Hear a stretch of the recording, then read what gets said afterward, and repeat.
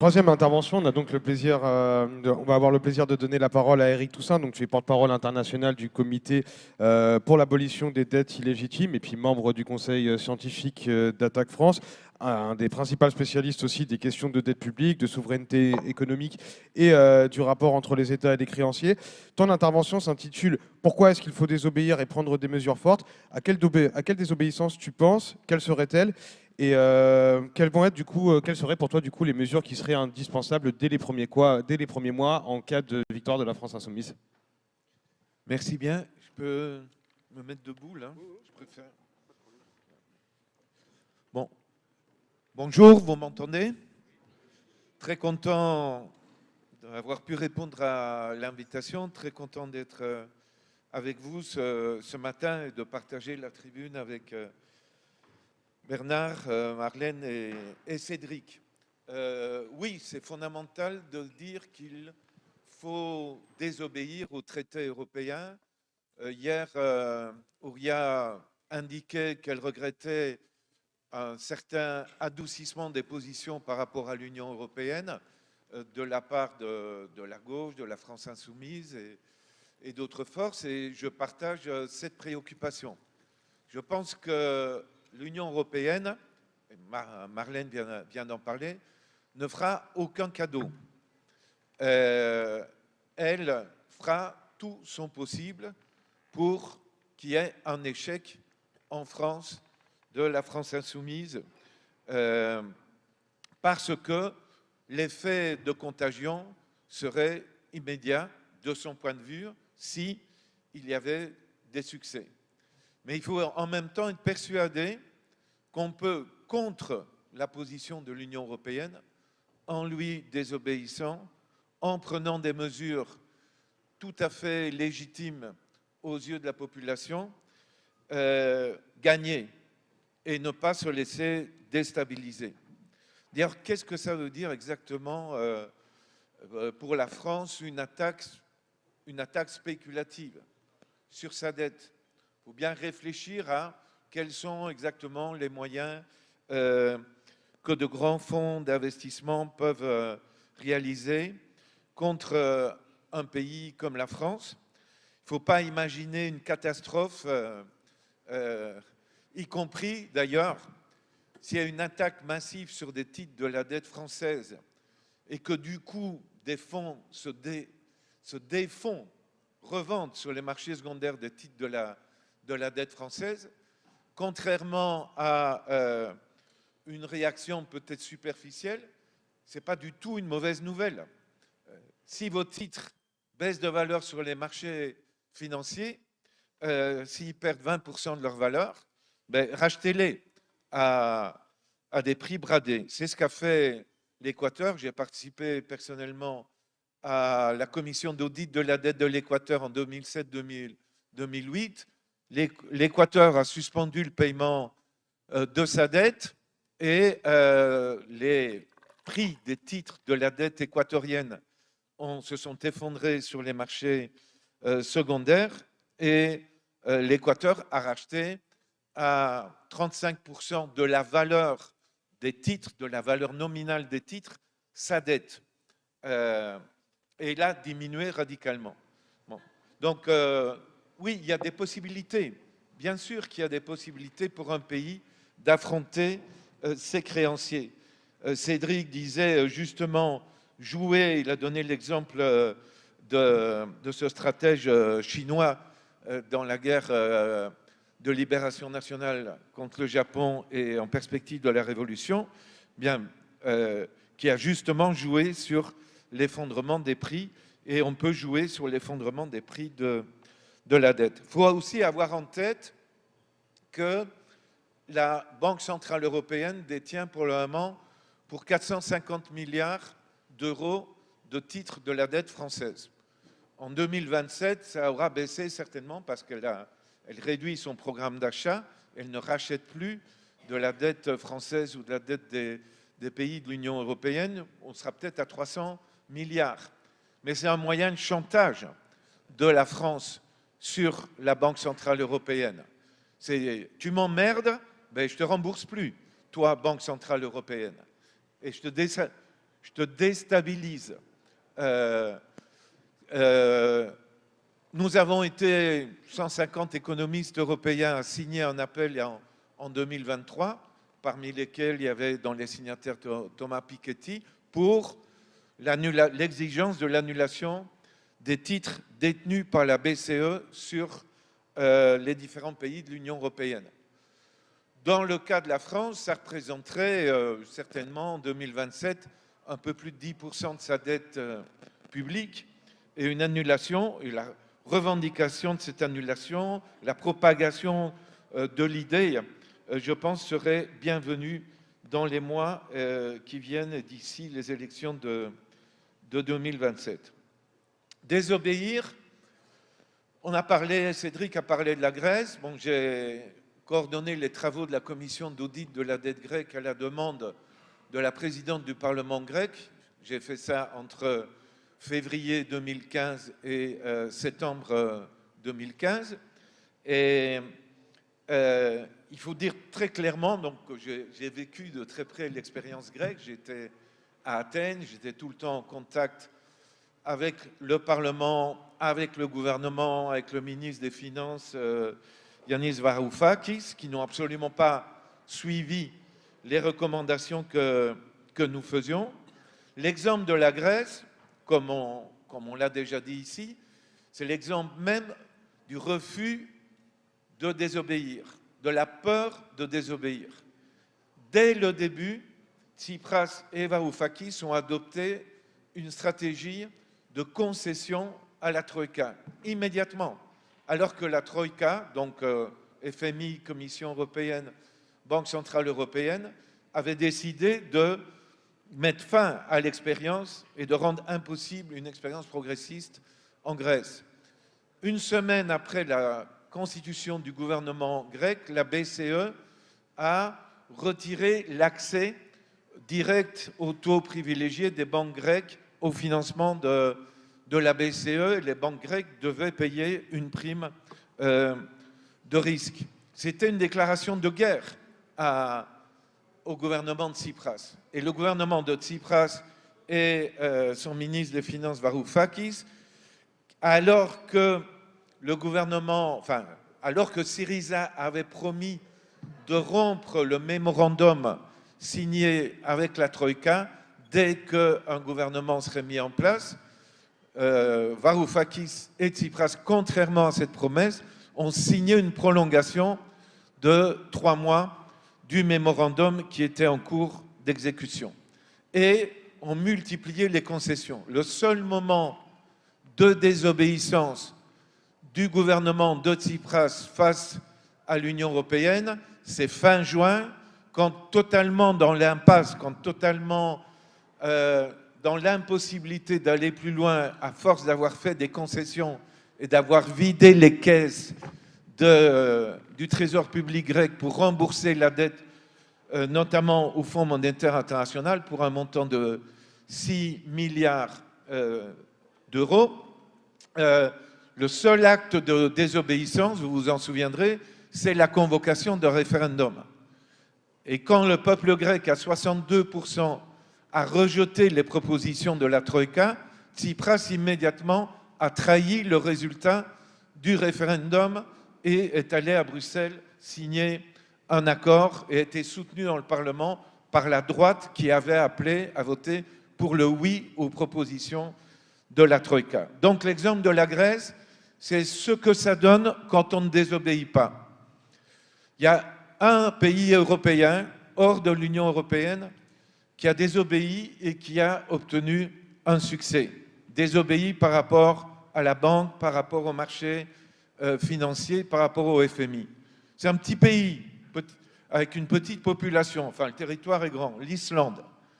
L'Islande a connu l'effondrement de son système bancaire en 2008, a pris le contrôle des banques, a refusé d'indemniser les investisseurs étrangers, est entré en conflit avec la Grande-Bretagne et les Pays-Bas. La Grande-Bretagne de David Cameron a mis les avoirs de l'Islande sur la liste, et l'Islande sur la liste des organisations terroristes, et l'Islande a tenu bon.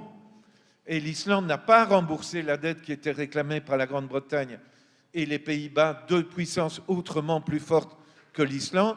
L'Islande a décrété le contrôle total sur les mouvements de capitaux et le Fonds monétaire international a dû accepter cette décision de contrôle sur les mouvements de capitaux. Là, l'Islande a pris le contrôle de ces banques et finalement, deux banquiers ont été traduits en justice et emprisonnés. Avec Rodrigo de Rato, le banquier espagnol, c'est les seuls banquiers européens qui soient passés par des cellules de prison. Et l'Islande a réussi. Il y a eu il y a eu un mythe autour de l'Islande, mais ce que je viens de vous raconter s'est réellement déroulé. Il y a une partie de ce qu'on a raconté qui consiste en des exagérations. Mais ce qui est certain, c'est que l'Islande a désobéi au marché financier, a pris des mesures extrêmement fortes contre les banquiers, a obtenu du FMI qu'il accepte le contrôle sur les mouvements de capitaux et la récupération économique de l'Islande a été beaucoup plus rapide que la récupération économique d'autres pays qui, eux, avaient accepté les conditions du Fonds monétaire international. Je pense au Portugal, à Chypre, à l'Irlande et bien sûr à la Grèce qui est toujours pas sortie de la crise. Donc on peut désobéir. La question est de le faire avec un mandat légitime, avec un appui populaire. Et c'est possible.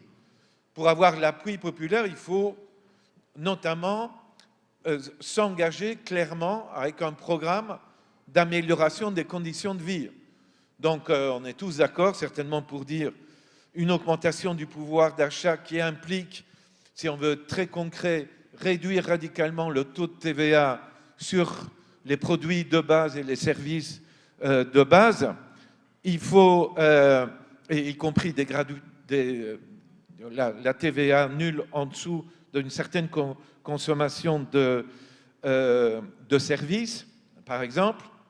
Il faut des mesures extrêmement fortes aussi du type interdire aux banques de prélever des frais bancaires comme elles le font et donc réduire radicalement ce qui pèse sur le budget des ménages, les frais bancaires prélevés par les banques. Et les banques ne sont pas du tout bien vues par la population et donc une mesure contre les banques en faveur de la population sera perçue très positivement par la population. Une augmentation du SMIC, bien sûr, c'est clair. Un impôt sur la fortune, un impôt exceptionnel sur la fortune prélevé de manière à avoir des résultats fort importants d'un coup. Et là, un exemple de ce qu'on peut faire pour évaluer la fortune réelle et prélever, calculer exactement le rendement d'un impôt exceptionnel sur la fortune, c'est vous obliger par la loi aux sociétés d'assurance de déclarer le montant des biens assurés par des personnes au-dessus d'un certain montant. Les riches déclarent et assurent leurs biens de différents types et n'ont pas une tendance à sous-estimer la valeur de leurs biens quand il s'agit de l'assurer.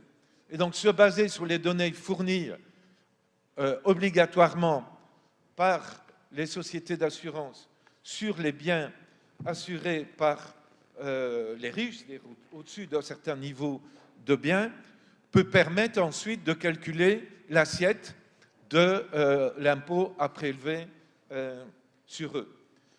Donc tout ça, c'est des mesures qui peuvent être prises rapidement, donner un rendement, un effet sur la vie des gens et donner un rendement. Par ailleurs, il faut prendre des mesures structurelles.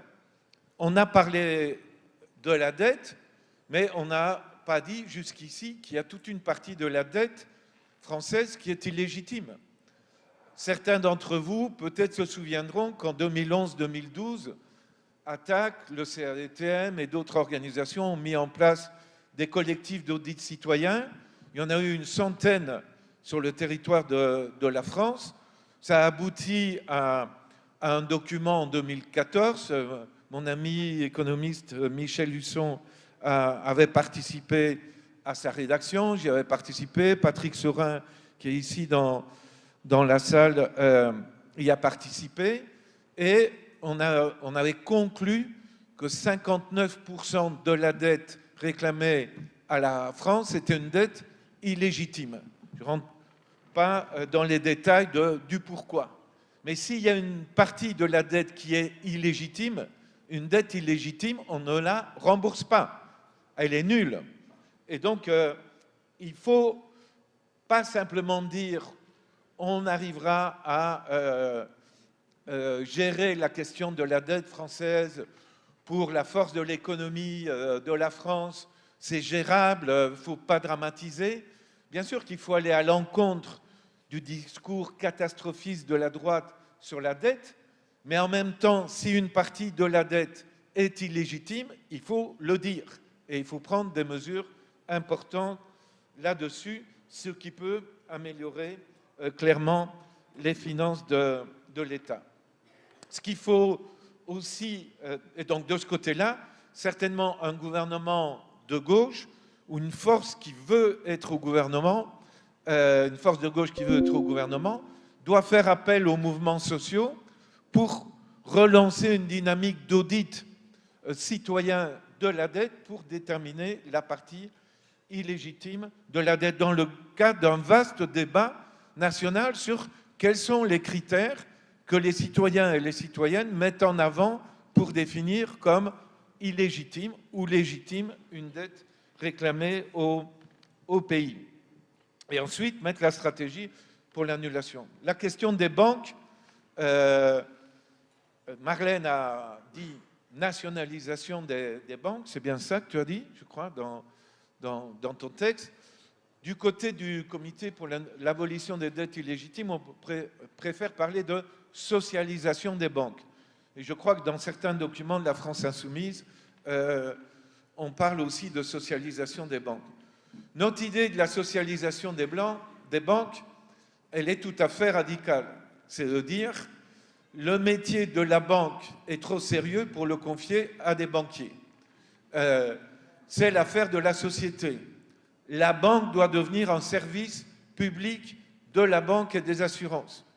Le secteur public de la banque et des assurances doit avoir le monopole sur l'activité bancaire et des assurances. Et du coup, pouvoir redéfinir totalement ce que c'est le métier de la banque et le métier des assurances, pour le mettre au service des collectivités locales, des citoyens et des citoyennes, de l'État central, pour financer de grands projets et mettre fin à la spéculation immobilière et mettre fin à d'autres formes de spéculation auxquelles les banques procèdent. C'est bien sûr quelque chose de très radical, mais pensez qu'un simple pôle bancaire public sympathique dans la cour des grands de BNP Paribas, Crédit Agricole, Société Générale, BPCE va pouvoir fonctionner et avoir un véritable effet.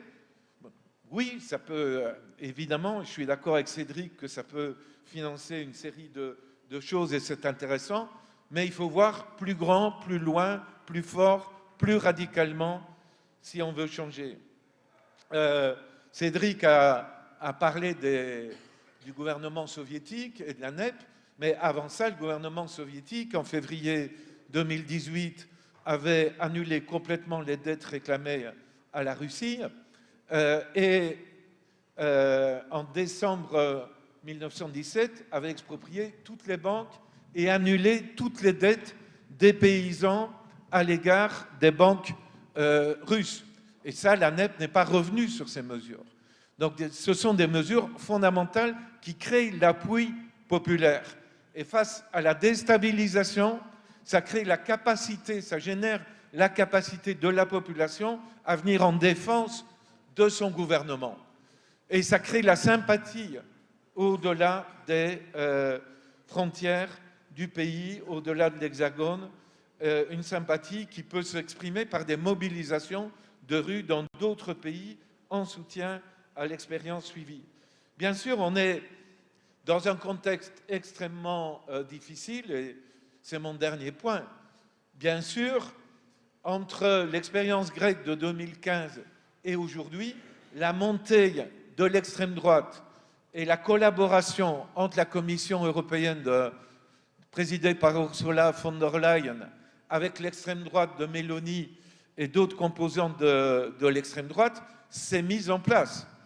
Et donc, c'est pour ça que de ce côté-là, l'attitude de l'Union européenne sera encore plus dure qu'elle ne l'a été à l'égard de la Grèce. Mais je répète, la France a des moyens de résister et de désobéir.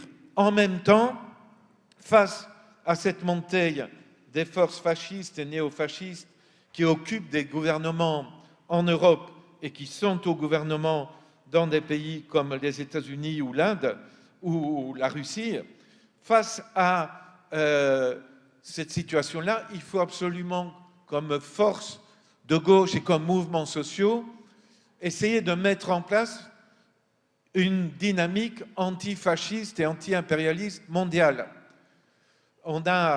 J'ai personnellement contribué à la mise en place d'une conférence antifasciste, anti-impérialiste qui a eu lieu à Porto Alegre en mars de cette année. Il y avait une manif d'ouverture avec 7000 participants, 4000 participants en permanence dans les débats, les grandes assemblées qu'on a faites.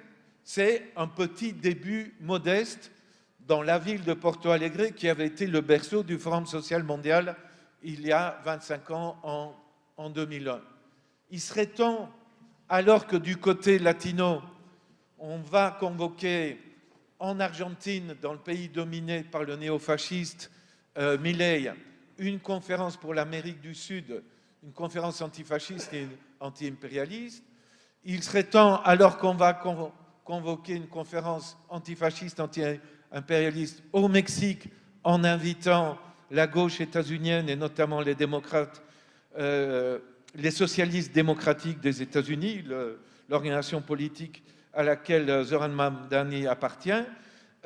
Il serait temps qu'en Europe, on se bouge et on essaye de dépasser notre fragmentation et qu'on soit capable de prendre aussi une initiative antifasciste et anti-impérialiste européenne. Il y a l'enjeu certainement national électoral en France en 2027, mais il faut voir aussi à l'échelle mondiale et à l'échelle internationale. Merci beaucoup pour votre attention.